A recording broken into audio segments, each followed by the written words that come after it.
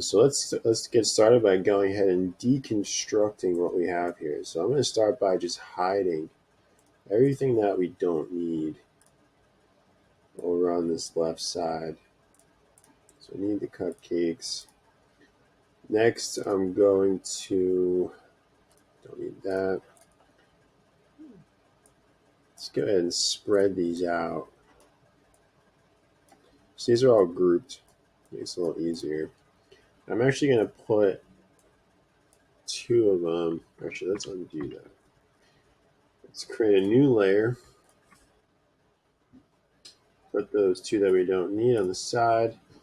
Let's just zoom in on this guy. So let's just go ahead and right click on group. Make it a little bigger so it's easy to see. So all the pieces that make up this cupcake. So let's start from the top. Shift click so that we can maintain the location of these cupcakes or these sprinkles. There we go. You have a little icing here, right top. Shift click this whole bottom.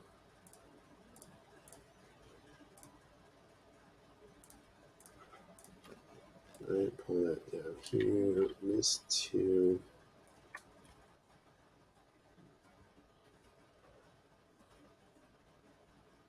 There we go. All right, so these are all the objects that make up that cupcake, right? So it's not, it looks good, but it's because I'm using, some design techniques, a little shade and shadow down here, the shade on the shade on the light and the dark there with those two colors, the tan.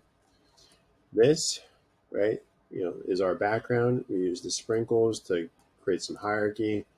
And this icing is just a copy of and a modification of this top. This is just a shape, right? Easy to do.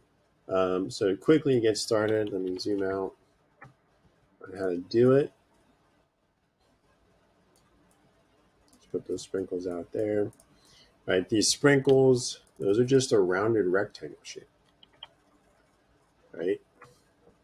So the cool tool though that I use, and again, I'm not going to get identical to what I had for that top, so it doesn't matter what the color is because everything in Illustrator is just a path.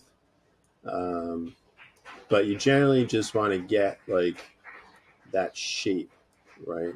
So if we kind of, that cupcake style, maybe that's your cupcake. I don't know. But if we flip it to, just show the stroke, there's a great tool over here called the shape builder tool, right? There we go. So what that does is if I come through, look, we got to select the objects that we want to use for this, for our new shape, right? And it's kind of cool. You can build shapes in Illustrator, right? So then we're just going to come down and it's going to, right? It's going to start to join. So watch that red line. It's going to start to join all these shapes together and it's going to start to build that out. So you let go and boom, you get this like cloud like shape. Flip it back, right? I can easily click here. I can eyedrop, right? And there's our cupcake shape. Now to get this icing, right? So the icing is simply hold down the Alt key next to your spacebar, the Alt Alt key, or on Mac is the Option key. And what we want to do is, let me eyedrop that from the icing. And then you just want to modify, right? Again, everything in Illustrator is just a bunch of paths, right? So if we come through, right, and we adjust these paths, we can start to create that shape, right? So I thought that we could get, maybe let's cut the path, maybe use our pen tool.